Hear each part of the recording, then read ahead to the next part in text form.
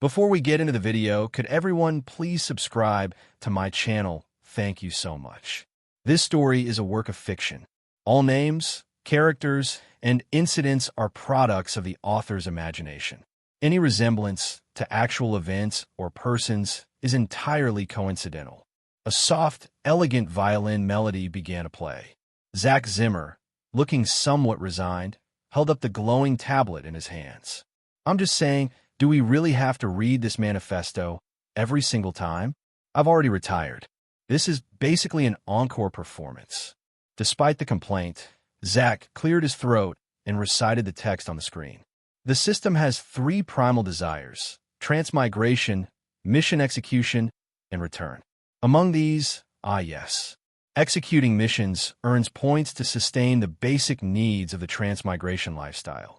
Completing tasks with style earns points to exchange for essential items and rewards, inducing mental pleasure and satisfaction, he continued. Furthermore, those with a specific obsession for the transmigration lifestyle who actively seek out missions are typically referred to as travelers. Manifesto read. Now I can get back to the real work. Zach tossed the tablet aside and squatted in front of a pitch-black sphere floating in midair, tinkering with it obsessively. Man, it took forever to gather the trinity of tropes. This is going to be a first. No, hold it together. Don't laugh. Zach stifled a giggle and summoned a holographic interface to monitor the events inside the black sphere. But before he could start enjoying the show, a wave of killing intent washed over him, sending a chill down his spine. Instinct took over before his conscious mind could react. The cosmic edge, a massive broadsword, materialized in his hand. He swung it behind his back, blocking an attack with a harsh clang of metal against metal. Oh, I didn't expect you to block my alloy darts. A figure materialized out of thin air behind Zach, holding a long obsidian blade. Dude, seriously, who are you?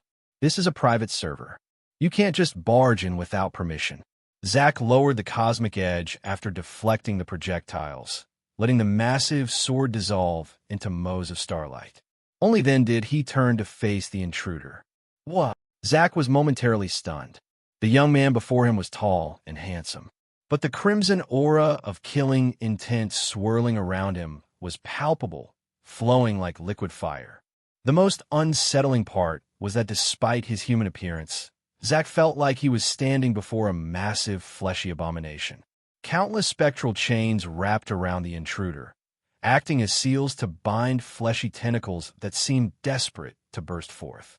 Zach had the distinct impression that these chains were the only thing keeping this guy in human form. Then again, maybe the monster was his true form. Buddy, what is up with you? Are you human or a monster?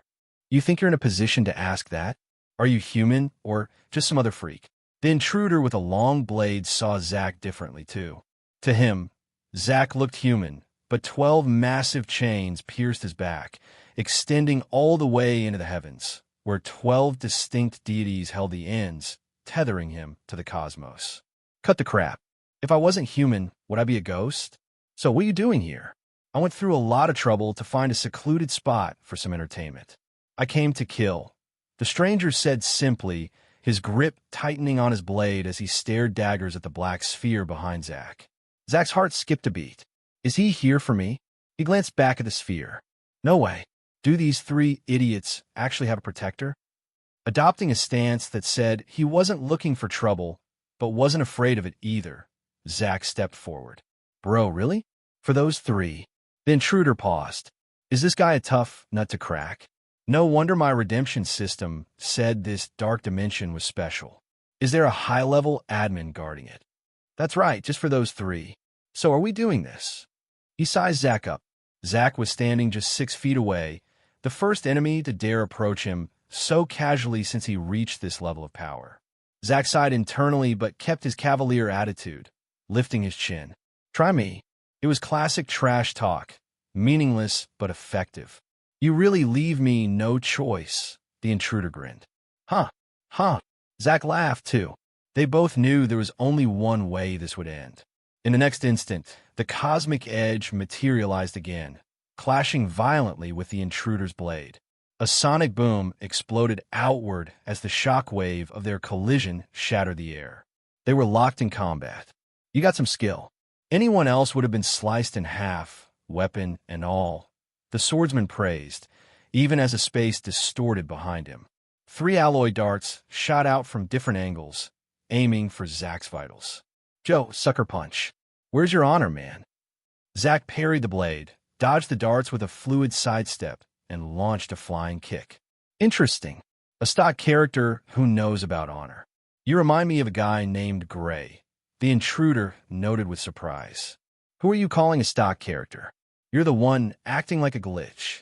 Zack was triggered by the term and yelled back without thinking. I just wanted to satisfy my craving for some drama. So, I found a deserted server to entertain myself. And you? You tear through space just to save them. Were those 3 king-tier cliches to you? Why fight so hard for them? What? Me? Save them?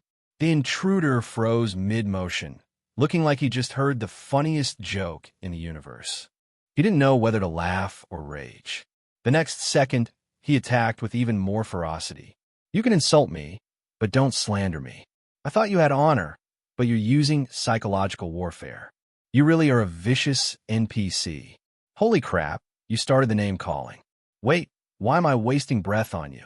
Eat steel. Zack swung his sword, realizing something mid-strike. The intruder seemed to realize it, too.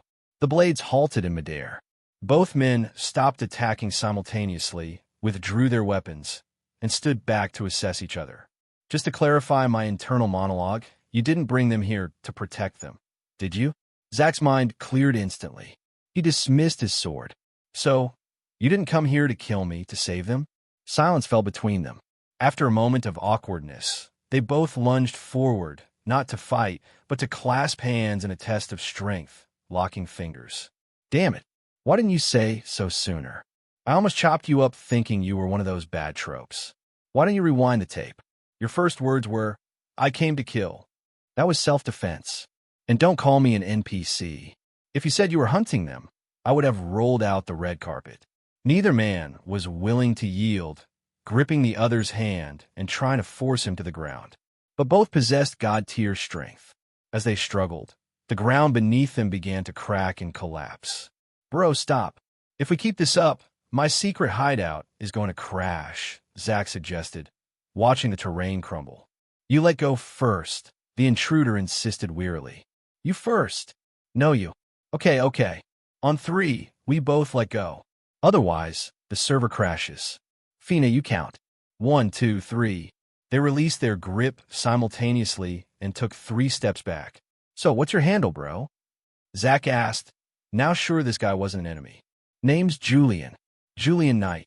Julian was intrigued. It was rare to find someone across the multiverse who could match him. You? Holy Jules? How did you end up here? Zack was floored.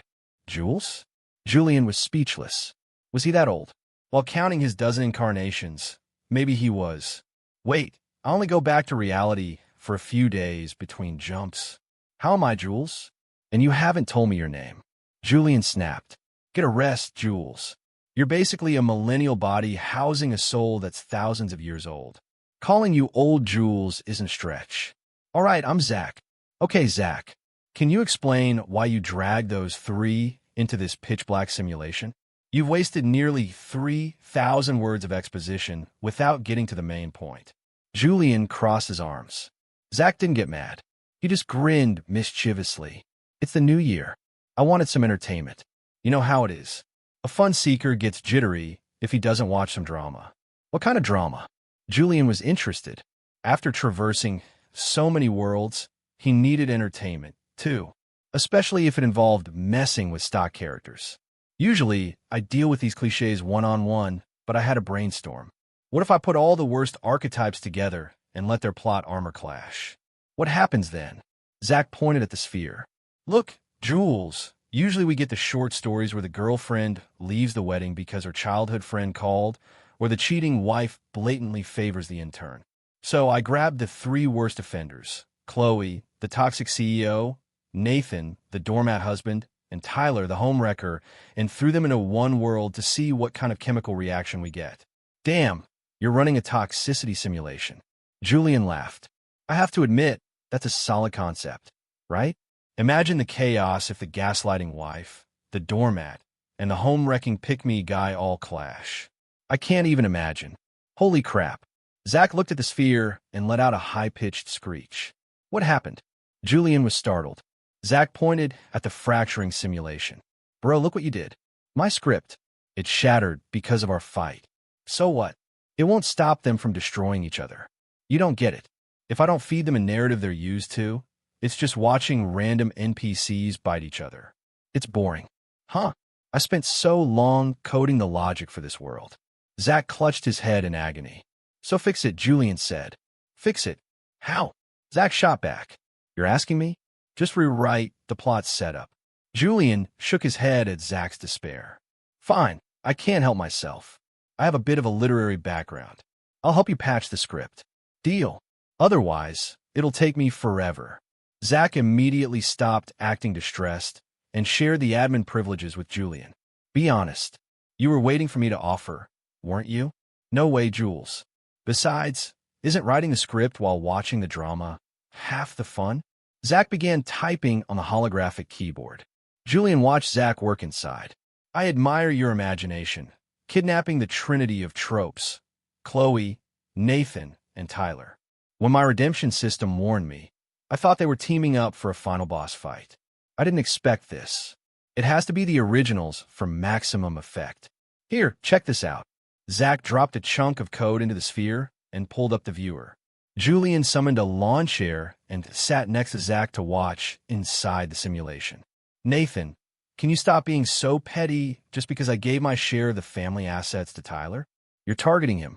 You used to be better than this.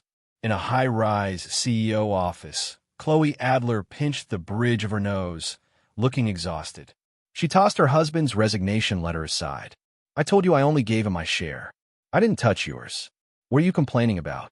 Do you realize that by giving him your assets, including your controlling stake, you've handed him the company? He controls everything now.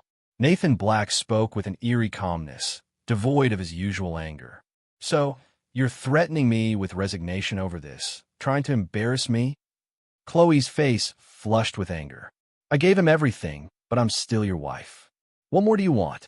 I don't want anything. I'm just tired. I want to live my own life. Nathan stared at the resignation letter and pushed it back toward her. Sign it. Let me go. We aren't legally married yet anyway. It's better for everyone. Enough. Stop playing hard to get. Chloe shrieked, tearing the paper to shreds and throwing the confetti in Nathan's face. Know your limits. I have a heavy workload, and I have to carve out time to deal with your little temper tantrum. Have you considered my feelings? She slammed her hand on the desk. If there was anything going on between me and Tyler, would I still acknowledge you as my husband? Before Nathan could speak, the office door opened. A greasy, overly delicate young man walked in holding a coffee. Chloe, you must be tired. I made fresh coffee. Despite being 6 feet tall, Tyler Green spoke with a fragile, soft voice. He froze, looking awkwardly at the furious Chloe. Did I do something wrong again? Did I upset Mr. Black? I am sort of. I'll go reflect on my actions. Tyler's eyes widened instantly. His hand slipped, dropping the mug. It shattered, and a shard conveniently nicked his finger. Ah, he cried out. Chloe's expression shifted from rage to panic instantly. She rushed to him. Tyler, I told you to let the assistants handle this. You're supposed to be learning management, not doing manual labor. Chloe grabbed his bleeding finger and, without hesitation, put it in her mouth to soothe the wound. Chloe, I just didn't want you to overwork yourself. Don't worry, I'll study hard. Tyler swayed dramatically. Tyler, what's wrong? Chloe caught him, letting him lean heavily against her. Nothing. I think I caught a cold last night. Just a bit dizzy. Leaning on her, Tyler shot a smug, provocative glare at Nathan over her shoulder. That's it, Nathan. If you don't want to work, go home. I'm taking Tyler to the hospital. Starting today, I'm freezing your bank cards. You can stay home and reflect on your jealousy since you can't go anywhere else. Without waiting for a response, Chloe helped Tyler out of the room. Nathan watched them leave and let out a cold chuckle before walking out himself. Outside, Julian read the script Zach wrote. If he didn't know who these three were, he might have punched Zach. Haha, Jules, did you see Nathan's reaction? Classic. That indifferent smirk. It's different when it's the original actor. Zach laughed shamelessly. I don't get it. How is this different from regular trashy novels? Is this your fetish? Julian regretted agreeing so quickly. No, coolise, you're missing the point. In this simulation, they're all lucid, meaning they know they're travelers. In that scene, each of them knew they had been forcibly transmigrated. The only thing they don't know is that the other two are also players. I told them, follow the script to survive. Zach grinned wickedly. As long as they play their roles and survive until the end to become the victor, they can leave his sphere with a reward. Julian cracked a smile. Okay, that is interesting, right? To prevent glitches, I set this up in a sandbox. Hey, since you're here, why don't you write the next scene? Don't worry, Thomas paused in there until we upload. Take your time. Aren't you worried about plot holes? Julian was tempted. He had never played director before. Why use logic for soap opera tropes? They can switch from, I'm leaving forever, to wait, I'll take a bullet for you in 2 seconds. If the bad writers can do it, so can we. Julian nodded. Fair point. He opened the interface and started typing. Inside the simulation, Nathan returned home and sat on the sofa, staring at the empty living room. Everywhere he looked, he saw memories of Chloe and Tyler. The potted plant by the TV, Chloe and Tyler planted it. The dinner plates, they bought them together. Even the dumplings on the counter were made by the two of them at lunch. Nathan realized there was no trace of him in this house. His slippers were just the ones too big for Tyler. His spare suits were tailored to Tyler's measurements. Even a wedding photo in the bedroom was a test shot of Tyler and Chloe, because Tyler said it looked better than the official one. Nathan smirked coldly. He knew what he had to do. He packed his bags. Surprisingly, he had almost nothing. Just his work suit, the oversized slippers, and a spare toothbrush. He zipped the empty suitcase, laughed again, and headed for the door. Just then the lock clicked. Chloe entered, supporting a pale Tyler.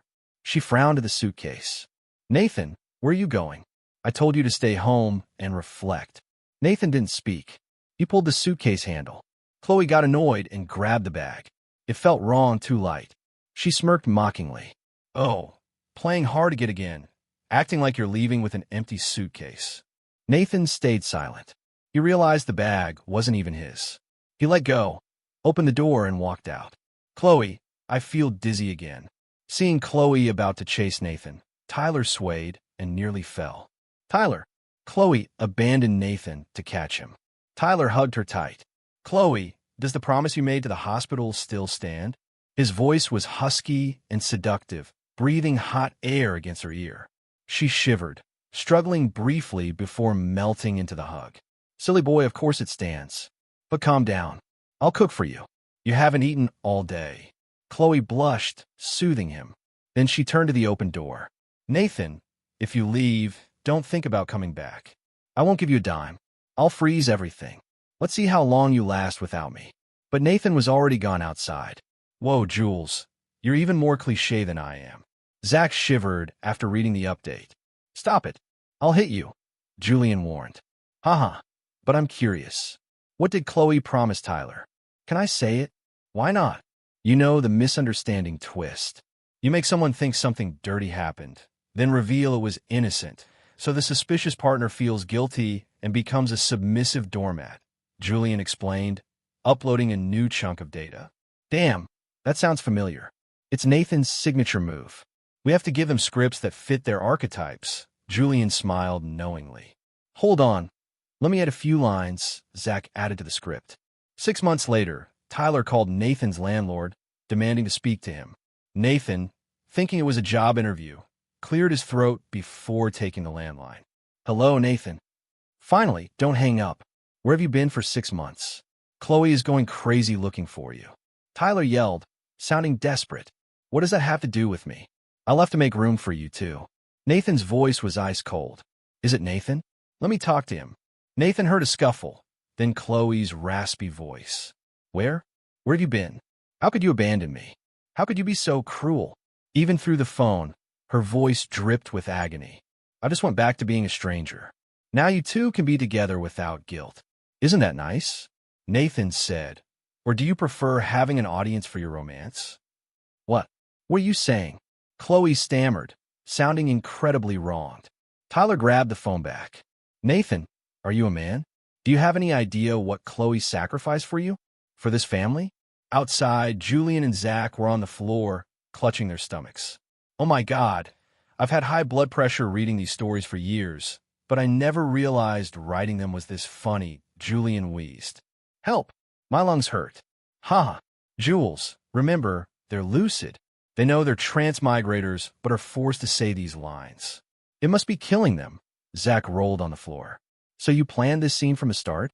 Zach asked, wiping tears away. Of course. The Trinity is famous for their signature moves. I just gave him a stage. Well, my edition links perfectly. Keep watching. Inside, Nathan was confused.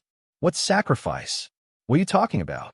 Are you saying she gave the company to you for my sake? Nathan laughed, his voice trembling with rage. You really think her company is worth anything? Let me tell you the truth. The Adler family business was bankrupt. She didn't want you to inherit the debt, so she provoked you into leaving.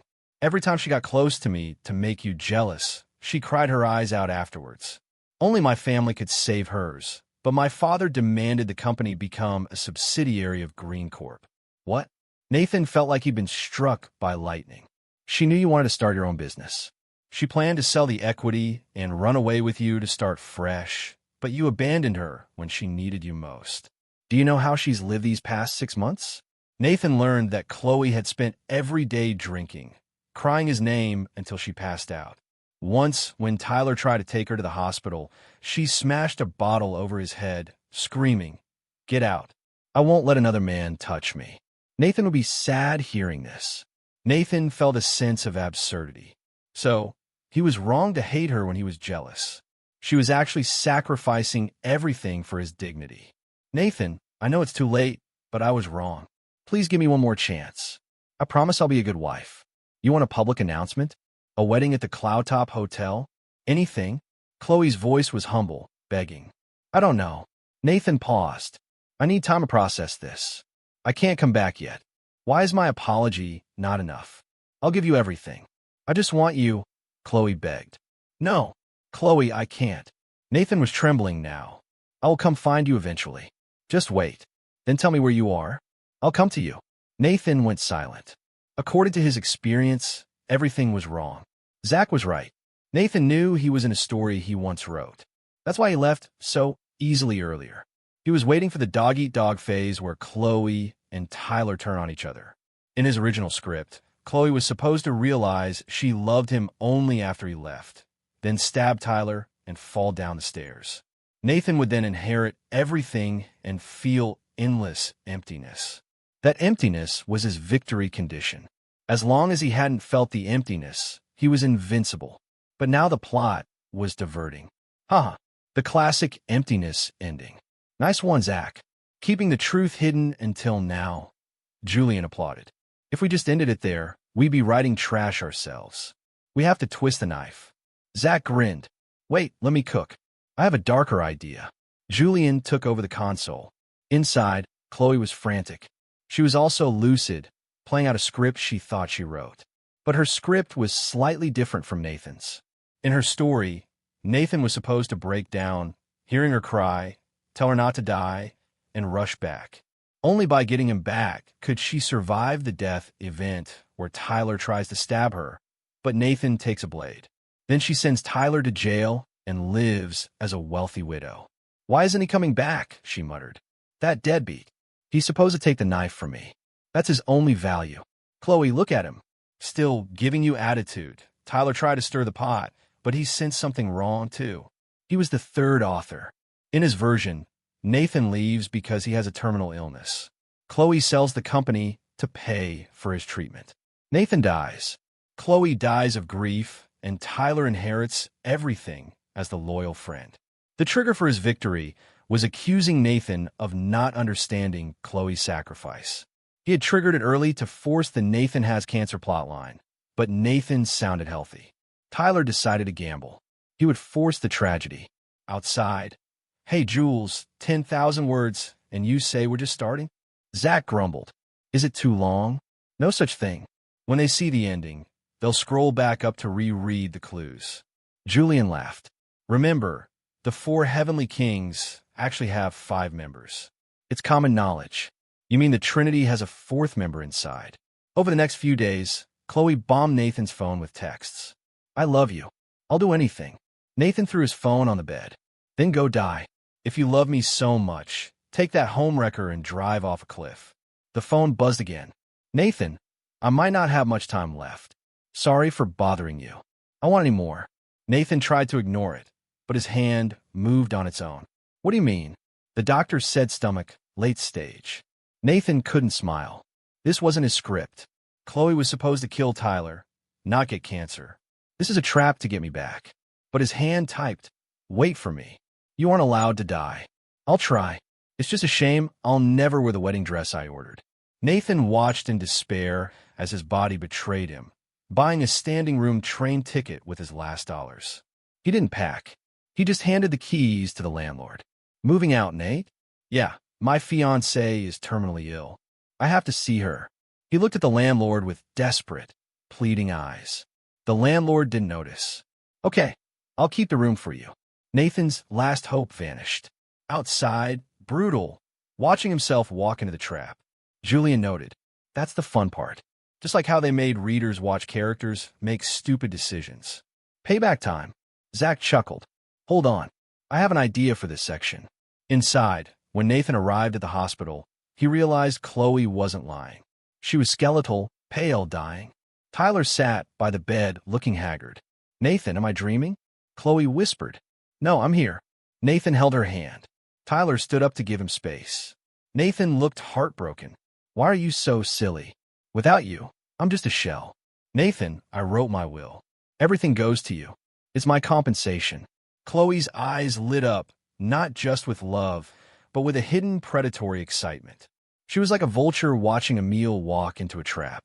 Nathan saw it, but he was trapped in the script. The narrative had shifted to her template. He was now just an NPC. Chloe, you'll be fine. He was forced to say, my body. I know. I just wish I could wear that dress. We'll do it now. I'll take you to City Hall. Nathan stood up like a puppet. Nathan, do you remember your vow? Chloe squeezed his hand. You said you wanted to be child-free. You said you would get a vasectomy before we marry. Of course, I'll book it now. Nathan smiled despairingly. His body walked out of the room on its own. He had lost all control outside. Holy crap. Haha, Jules, you are ruthless. The cheating wife forces the husband to get snipped before she dies. Zach laughed. It's a staple in Chloe's stories. I just gave her what she wanted, but what about Tyler? In his stories, the third will usually get away with the cash. Don't rush. It's not his turn yet. Nathan lay in a hospital bed, feeling the pain fade as the anesthesia wore off. He knew what it meant. He was no longer a whole man. Why? I created this story. I should be in control. He cried tears of humiliation. Usually, surgery is reversible, but Chloe had arranged for him to be sedated for 2 full days for recovery, missing the reversal window. When he woke up, he felt dead inside. Nathan, you're awake. Chloe was there in a wheelchair. I'm so sorry. I didn't know your constitution was so weak. If anything happened to you, I'd die. I'm fine. Nathan touched her face, his body acting out the script. I'll arrange the wedding as soon as I'm discharged. Nathan. Chloe looked adoringly. Outside, Tyler leaned against the wall. He smiled. It wasn't his exact script, but if Chloe died and Nathan followed her in grief, the result was the same. Don't laugh yet. I need to secure the cash and bail to win. The 3 of them maintained a delicate balance. Chloe followed doctor's orders. Nathan planned the wedding. Tyler played the helpful friend, but underneath, it was a minefield. Chloe was waiting for Tyler to stab her so Nathan could block it. Nathan was waiting for Chloe to die. Tyler was waiting for a car accident or suicide pact. They were all waiting for the wedding banquet. They knew the climax would happen there. Outside, ready for the big scene, Julian checked the word count. 15,000 words. Let's serve the main course. Zach cracked his knuckles. Wait, I have an idea. Zach intercepted a floating butler that Julian almost summoned by accident. Careful with the spatial nodes. Inside, the wedding day arrived. It was lavish. Nathan spent 10% of the company's sale money on it. Congratulations to the couple, the MC shouted. The flower girl brought the rings. Please exchange rings. Chloe looked at Nathan with genuine emotion despite the fake scenario. Nathan, I'm so happy. She put the ring on him. You are beautiful today, Nathan said, taking her ring. He moved to place it on her finger. Stop. I object. Tyler, suddenly wearing a groom's suit, ran onto the red carpet. Silence fell. Chloe and Nathan were shocked. It's happening. Nathan, you're only marrying her to spite me, right? I know you still love me. Please come with me. Tyler looked at Nathan with teary, broken eyes. The crowd gasped. Chloe and Nathan froze. Me?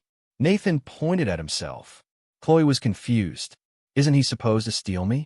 Only Tyler understood. In his template, the groom usually leaves the bride for him. Then he would drive car and run them both over in a jealous rage later. But since Chloe was the sick one this time, the roles swapped.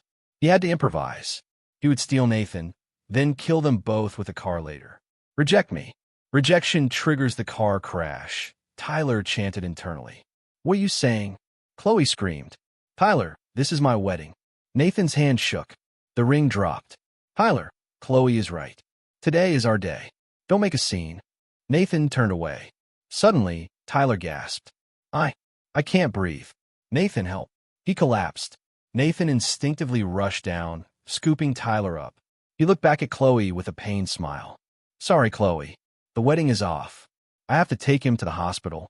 His heart. Are you serious? You're leaving me for him? Chloe yelled. Don't be childish. I'll marry you later. I promise. Nathan carried Tyler out. Two men in groom suits left the bride at the altar. Chloe stood alone in the wind. After a long silence, she picked up the microphone. Sorry, everyone. The wedding is canceled. The food is paid for, so please eat. She dragged her dress off the stage, not looking back. Outside, Julian and Zach were convulsing on the floor again. My stomach. Stop laughing. Zach pounded the floor. Man, writing this is better than any workout. Julian wiped his eyes. Okay, save a copy. I need to show the boys. Let's finish this. Inside, Chloe sat in the empty wedding house wearing her muddy dress. It felt familiar. The decor, the memories. She was the outsider. Outside. Hey, no padding the word count. Julian laughed. It's all the call back, Zach retorted. Inside, Chloe checked her phone. Tyler had posted a friends-only update. As long as you're here, pain means nothing. The photo showed Nathan peeling an apple for Tyler in the hospital. They are insane. Chloe coughed blood. Why isn't my cancer getting better if the roles swapped? No, that deadbeat was supposed to block a knife for me, not peel apples for him. Her eyes went dark. If I can't live, you're coming with me. She grabbed her car keys. In the hospital, Tyler ate the apple slice from Nathan's hand before Nathan could eat it. You little rascal, Nathan booped his nose. Tyler's phone buzzed. Chloe liked the photo. Nathan felt a surge of rage programmed by the script. He called her, Chloe, stop stalking us. We are innocent. Just because Tyler cried doesn't mean we're doing anything. I'm taking him to the beach to recover. You stay home and reflect. Click. Chloe gripped the steering wheel until her knuckles turned white. That was my line. Rage overwhelmed her. She floored the gas. You dare, I'll haunt you. In a VIP ward on the 17th floor, Nathan and Tyler heard a roar. The door exploded. A luxury car driven by a maniac smashed into the room. You adulterers. She slammed the gas, pinning them against the floor-to-ceiling window. The glass shattered, and the car and the three of them flew out into the void. Haha, you die. Chloe laughed as the airbag deployed. Falling through the air, Nathan hugged Tyler. Not out of love, but to use him as a cushion. Tyler clawed at Nathan, trying to climb on top of him to survive. To Chloe, it looked like a lover's embrace. Still holding each other. Go to hell. She floored the gas in midair. The engine roared uselessly. Boom. A fiery explosion ended the farce. No one asked how a car fit in a hallway. No one asked about the physics. The video went viral for a week, then vanished. Story complete. Outside. Holy crap. I can't take it anymore. Haha. Julian exploded with laughter after the final scene was uploaded to the sphere. My brain itches. I feel like I'm growing new brain cells. Huh. I never knew writing without logic was this exhilarating. Zach was also clutching his head, laughing uncontrollably. Just as they were losing their minds with mirth, a rift tore open in the sky of their dimension.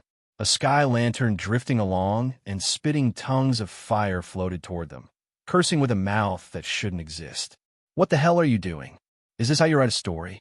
The critic screamed as it circled them. Where are the twists? Everyone just died. How are you supposed to disgust the readers with a depressing ending like that? Look at this trash. The male lead died. He should have survived to the end, wallowing in the endless emptiness of his absurd choices. That's how you get the readers to rage in the comments. Do you understand content creation? The critic continued to rant. And the female lead, what happened there? Why did she jump into the third wheel's role? She should have willingly become a doormat. She already gave away her fortune. That's giving it away for free. Free? Do you know what free means? You can't take payment for it. And the home wrecker. What was that? Objecting to the wedding to steal the groom. What are you doing?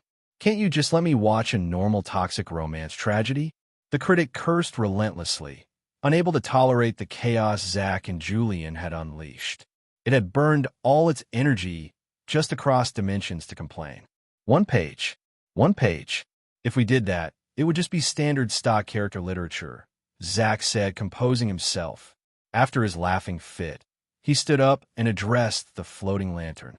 Seriously, this is a special edition. Understand? Custom made for you. Despite his serious tone, Zach couldn't stop the corner of his mouth from twitching. What are you laughing at? The critic was confused. It was scolding them. So why were they smiling? Did they lack the self-awareness of a creator? I just thought of something happy. I caught a big fish. But Julian couldn't hold it back either, covering his mouth as his shoulders shook. The mirth in his eyes was impossible to hide. What are you laughing at? The critic turned its lampshade toward Julian. I also caught a big fish, Julian managed to squeeze out. You caught the same fish. The critic rotated its body, seemingly looking back and forth between them. It's from the same river, Zach clarified, looking at Julian. Jules, what do you say? The hidden boss has appeared. The story should end now. Why don't we send a New Year's blessing to the readers reading this? Julian cracked his knuckles loudly. Right, let's wish the readers. Zach's figure blurred. In an instant, his iron fist smashed into the critic's lampshade. May the old year go as wished, and a new year bring heart's desire. The critic was launched like a cannonball, flying straight toward Julian. 3 meals a day, with fireworks for seasons full of joy. Julian raised his hand and punched it back toward Zach. Morning brings a smile. Sunset brings gentleness. Turn the trivial into poetry. Brew the mundane into sweetness. Peace in spring and summer. Tranquility in autumn and winter. Reset your worries to 0. Fill your happiness to the max. May every year be joyful. May every outcome be a victory. Light in your eyes, love in your heart. Julian finished with a vicious uppercut, sending the critic soaring high into the air. Zach understood the assignment immediately, standing shoulder to shoulder with him. Side by side, they channeled their power, aiming at the falling lantern. They unleashed a dreamlike combination punch. Together, they shouted as they blasted the lantern back into the stratosphere. The immense force rampaged inside the critic, causing it to drag a long tail of flame as it ascended, finally exploding like a magnificent firework in the sky. Sail with passion, paddle with persistence. May everyone ride the wind and waves to reach their ideal distance.